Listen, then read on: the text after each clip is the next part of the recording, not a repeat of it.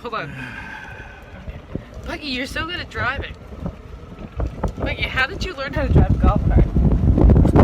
I went to school for it. Wait! We're not gonna make this!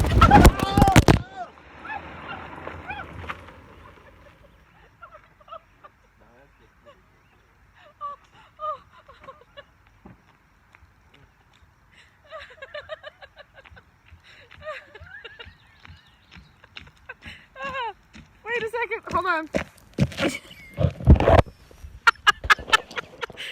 Wicked Yankee TV.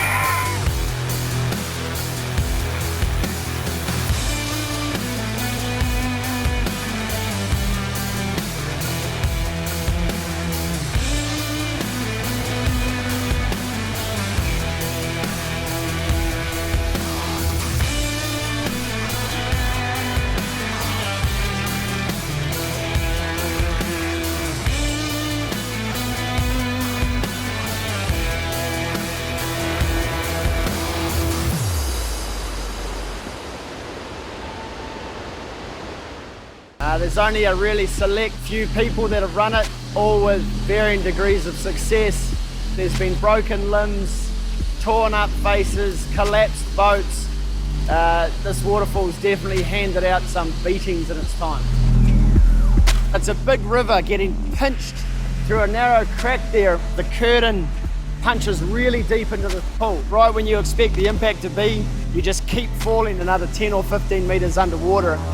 He's going to go deep, and I mean, he's amongst the world's very best paddlers. He's on the top of his game at the moment, and you know, I've got no doubt that he'll be fine. But water and waterfalls are unforgiving medium, and yeah, I'll be happy when I see him pop up at the bottom. He's definitely got the potential to do some damage, this drop.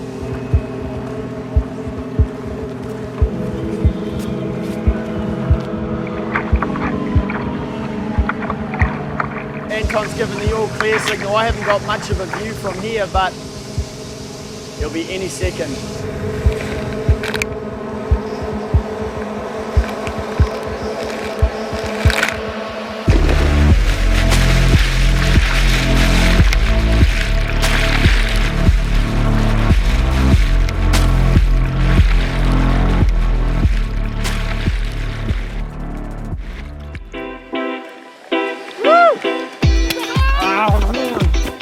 Oh, that was a crazy feeling. It felt like I was falling for another 15 meters. Like, I didn't slow down at all when I hit the surface, and I went deeper and deeper, and then like not even a chance. Like, paddles out of the hands, skirts getting blown off, elbow pads gone, just a yard sail over the whole place, pitch black. No, so yeah, right here. Shit, dude. Check this out. There was so much pressure in there, I could feel it on my ears, and just my body is squeezing my lungs. That's the second time I've ever seen that happen purely from water pressure, and the other time was right there. Like, that's a good one to tick off the list, bro. Tara, isn't it truly incredible that we here at Wicked Yankee TV have the opportunity and the luck to partner with a company like Red Bull, who shares in their outdoor passion and outdoor love to do things incredibly all over the world? That is exactly what we like to do at Wicked Yankee TV too, to explore the Northeast, have adventures. The courage that their athletes have is truly inspiring. We are so lucky and so psyched to bring this to you. Close to any rich, bountiful farmland in New England, you will find a mighty river, or at least one of its many tributaries. The Connecticut River Valley has provided a rich floodplain where farmers have grown their crops for centuries. The river provided an illustrious path to prosperity as timber was harvested from the forested woodlands up north and floated skillfully downriver to waiting paper and lumber mills. The waterways were roads and highways for Native Americans that hunted and fished and traded upon these waters and shores. So many rivers today retain this rich heritage with their Indian names: the Kennebec, Saco, Pemigewasset, Androscoggin, Piscataqua, Pennacook, Contacook, Mascoma, Nashaqua, and Ottaquiche. For thousands of years, the Native Americans believed these waters were sacred and alive. We are now stewards of this special land and must protect it.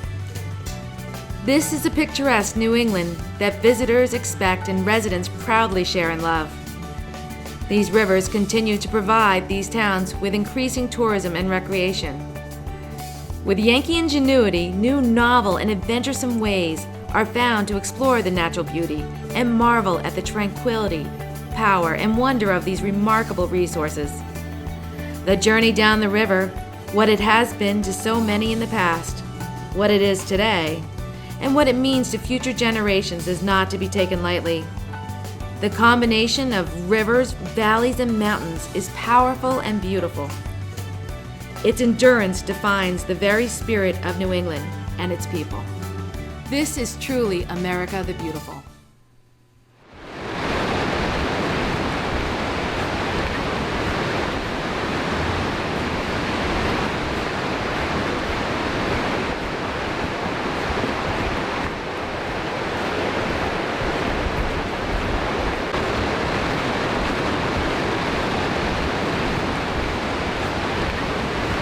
Rivers are the life force on this planet. Their energy and abundance flow through this land, renewing life each spring. We have met some remarkable people along our journey at Wicked Yankee TV. Their spirit and passion are a wellspring that give hope, love, and energy as surely as these rivers. One of the exceptional people we have met is Fred Kretchman. Humble, kind, he meets us along the forested path of the Magalloway River in Maine. He is a fly fisherman. His artistry and skill building bamboo fly rods has made him a juried member of the League of New Hampshire Craftsmen. Bucky and I share a day on the river with Fred. Good morning, yes. Where are we going, Fred? We're going fishing. Where are we going? What are we going fishing for? We're going to fish for native brook trout. And there's also some landlocked salmon in here. These are fish that have never been stocked. They're genetically pure salmon and brook trout. And this is the way the fish were 100, 200 years ago when our ancestors came here. So this is a beautiful, pristine, almost untouched river that we're fishing here today. Oh, it's wonderful. Thanks.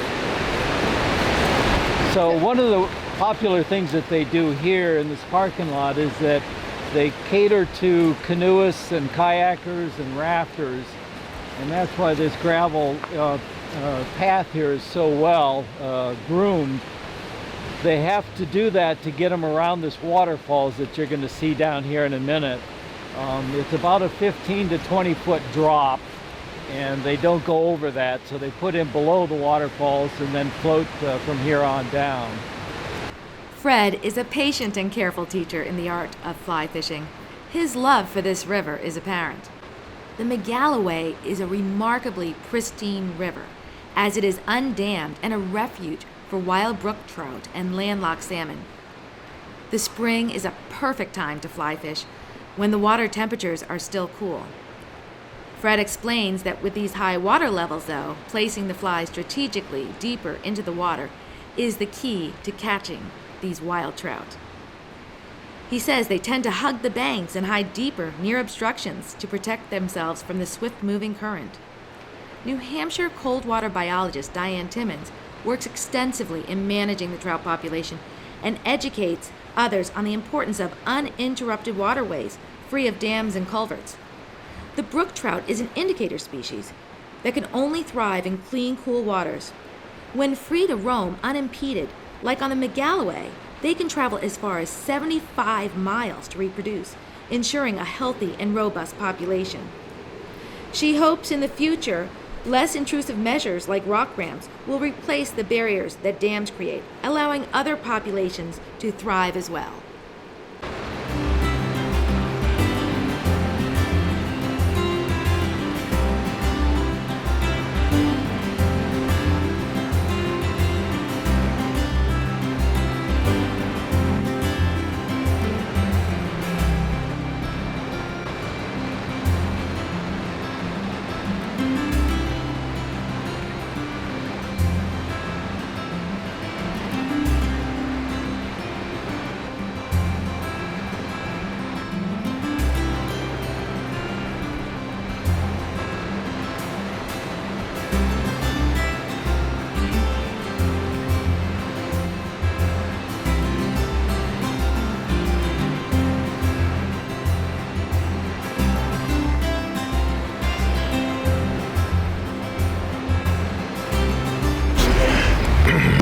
We're here on the Androscoggin River. We are looking in search of the great speckled heron Is it octopus? crocodile. The elusive octopus? The elusive. Jacques Cousteau. No, It's floating, yes, it's floating. It is definitely the elusive French girl with the arm. We can't put that on TV. Armpit hair. The armpit Okay, I'm hair. gonna take over. Hi, it's me, the sensible one. Hello, it's me. We're on the Androscoggin, and yeah, it's a gorgeous day. There you are, there's Bucky. I you can see him. Steve, what was the most interesting wildlife you've ever seen on this river? Oh, I tell you, seeing the bears swim across the river was pretty impressive. That is impressive. That's cool. Although the great heron, which is all white, that I saw last summer, was just very pretty, very impressive. But in the eagles too, though, I tell you, just to see the bald, the national symbol, almost every time I come out here, is a treat, considering that we almost lost the species. That's true. Well, they've done a good comeback. Yeah, huge. What's that up there? In that tree?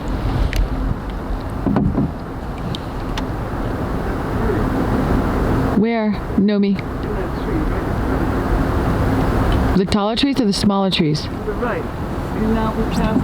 There's a big bird there. Where? Oh, right there. Oh my God. There it is. Where? It's just sitting in the tree.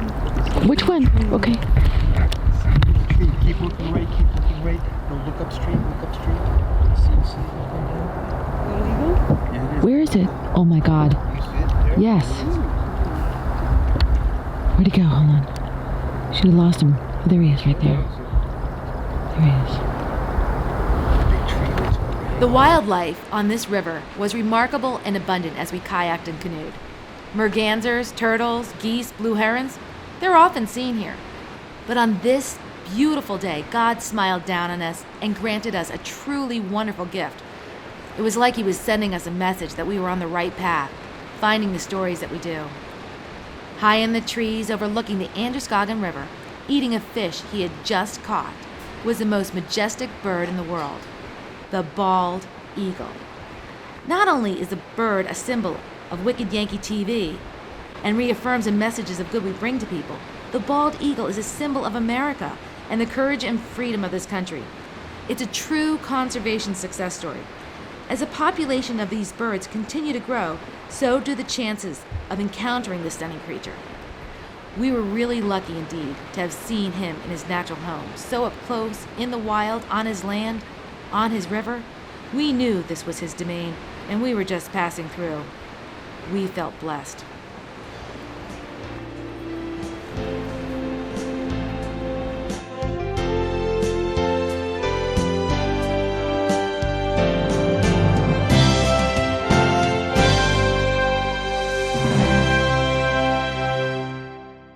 Wow, Bucky, I cannot believe what a great time we had kayaking down the Androscoggin River. It was such a stunningly beautiful day. Everything was just right. The people were cool that we were with. The river was just wonderfully clean. It was New Hampshire after all. And It was remarkable that the wildlife we saw was so incredible. And Bucky, what did we see that was really pertinent to Wicked Yankee TV? I think everybody knows our symbol, the eagle. Yeah. And so we are so lucky at Wicked Yankee TV to experience all these things and travel all over the place to bring these kind of things to you. The next bit is something we shared this summer, fly fishing in the White River in Vermont, and we caught some fish. Hi, this is Bucky and Tara from Wicked Yankee TV, here learning how to fly fish in Vermont at the Vermont Fly Fishing School with Pete Meijer. And what's your name? Nicole. Nicole is new at fly fishing too. So today we're going to show you folks how to fly fish. Not sure if we're going to catch anything, but it's a nice day and it's a good day to be outside here in the Quechee Inn in Quechee, Vermont. So we're gonna have a good time. Yep. Yeah, so Pete Meijer from Wilderness Trails and the Vermont Fly Fishing School here in Quechee, Vermont. We try to specialize here in beginners, taking people from soup to nuts, get them on the river. If nothing else, you'll leave with a reasonably decent idea of how it all works. And you know, if that's how then you make the choice as to whether it's something you want to continue to do. Right. A lot of my repeat clients are people who've, reached a good level with what they initially learned and want to take another step. Because there's so many different little avenues that fly fishing allow you. So it's not just a one thing, size fits all thing. Right. You've probably seen this before, right? Right. On people casting a fly rod. This is called false casting. It's a good way to get the fly kind of in position, but the fish are in the water, so they're not in the air. So the less of this is better. So what you guys are going to learn is to be able to pick up and deliver, just like that. So imagine a big clock in the sky. You probably saw this on a river runs through it. It still makes sense today. And it's not like set in stone. That's a good place to start at a 10 o'clock to 2 o'clock, the pendulum. And I'll show you what that looks like. So just watch the line. That's 2, that's 10, 2, 10. If I loosen that up too much, you watch what the line does. You see what I'm saying? If I keep it nice and tight, like this at 2 and 10, when I deliver that, it casts out nicely. Okay? So that's what we're looking for. And initially, we're just going to pick it up, bring it to 2 o'clock, and set it back down in the river. And give it about a 3-second count. Okay? We'd like to hold this away. You're going to hold a slight angle away from you. Okay? You're going to hold it up like this. And you're going to use mostly wrist power here. Okay? So. Now watch the back of your cast. Ready? Okay. Yep, good. A little bit quicker on your front when you forward cast. Good. She's done this before. No. Okay, so the wind is the fly fisherman's enemy. So hold it a little bit more away from you. So you want to be able to watch that. Okay. You don't want it to be a mystery. Okay. Like behind you where the hooks are. Yep. That's why we're starting without hooks. So you want to be able to kind of watch the tip of this rod. You want to be able to lay it out. Now if I want to put it on that dandelion over there, right there in front of those bushes, pick it up. And okay. If I want to put it on the dandelion over there. Okay. Now if I want to maneuver around, we're going to do this together. Okay. Oops. Okay. And then. Okay. This is a reference guide to the invertebrates in New England and the Adirondacks. Okay. And as we go through this, you'll notice different flies. There's the actual fly itself, red quill spinner, and these are the corresponding flies that are tied to try to match that as best as possible. Okay, pale evening dun, and then there's a bunch like that. I've got some pale evening duns and all that kind of stuff in here. And as the year progresses, there basically is a time of year that these different subspecies hatch. There's a stonefly. There's the stonefly in its larval stage. And I've got certain corresponding things here that match that. This is there's the golden stonefly. There's the giant stonefly. We have these in the rivers around here as well. Little green stoneflies. early darks, and the corresponding nymphs that go along with that. So this is their invertebrate look. Then we have the caddisflies, which is another family of flies. They actually, the cool thing about caddisflies is they actually build little cases around themselves. See this? Well, that's cool. They've taken caddisflies sand? and put them in like a fish tank with gold and silver and gems and all that kind of stuff Oh, yeah? in there, and they make these cases out of precious stones. Oh, that's cool. So they use their saliva, and that's a way for them to hide from Enemies. predators. Yeah. Now, this is the pupal stage. This is when they're about ready to hatch, and as you can see, they're starting to kind of become this flying insect. Okay, but they're leaving all their stuff behind, and it's kind of a mess, and they're headed for the surface. And then once they get to the surface, this is what you see. That's cool. And so this is basically trout food. This is all trout food. Right And here. what are the most common flies? Do you get all these species of flies, or is there one that is the most common in this area that we'd be using today? Well, it's not necessarily if they're the most common. It's what time of year it is. Okay. So it's based on, you know, each one of these subspecies hatches at a different time of year. Okay. As you start off with very large mayflies, larger flies, and you go to smaller and smaller and smaller and smaller until you're still fly fishing in November. There's still okay. hatches going on. This is the mayfly side of the family, and they have the upright wings. Okay, when they emerge out of the river, this is kind of what they look like sitting on the river. Through the eyelet, and then I actually put my finger right there. Okay, and then I just keep tension on it using the back of this hand and this finger, and I wrap it 6 or 8 times and put it through. And then clench that down. You can see that knot wants to slide down on the fly. Because what happens in New Hampshire stays in New Hampshire, by God. That's right. Well, what about Vermont? Well, we're a little more freewheeling over here. Well, we kind of figured that. I think we care less. I don't know if it means that we're trying to be like righteous. I think we just care less. We care more about having. Is that one word or two? That's a good question. I think on some occasions you could use it as 2 words. It's sort of like infrequent. Yeah. Infrequent, by God. You just got to pause everything at the right place. So I'm just tying this whole brand new leader on here, using my favorite knot, the clinch knot. So you must be really, really, really good at untangling necklaces and jewelry. I would say that it's all about, at the end of the day, no matter how you slice fishing, it boils into patience, always. That's true. At all steps of it. And since it's better than sitting in the office, Right. doesn't matter what happens when you're fishing, it's always going to be better than working. Always.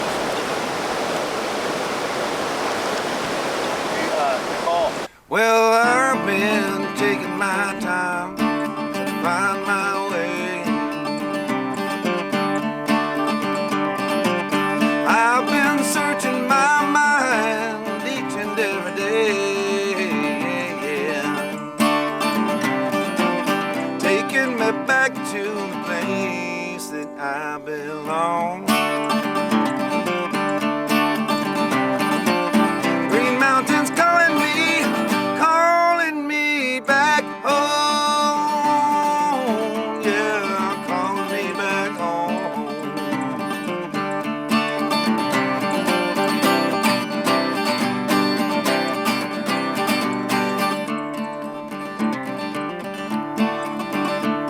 Well, I've been gone so long, I can't stand another day.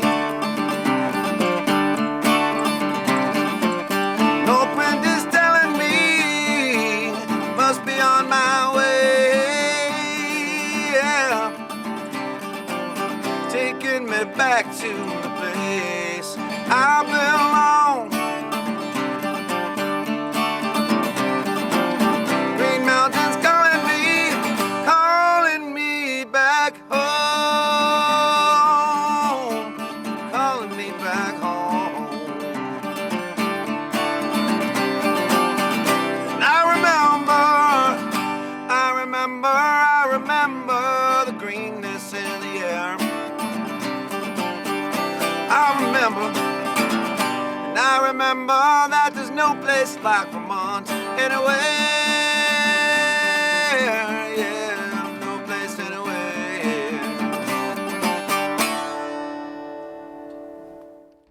You going fishing, buddy? Okay, where are we going? Fishing. Where? We're gonna go fish the trophy stretch? Yeah. What are you gonna catch? Fishing trout. Fishing trout, okay. Watch the rod tip.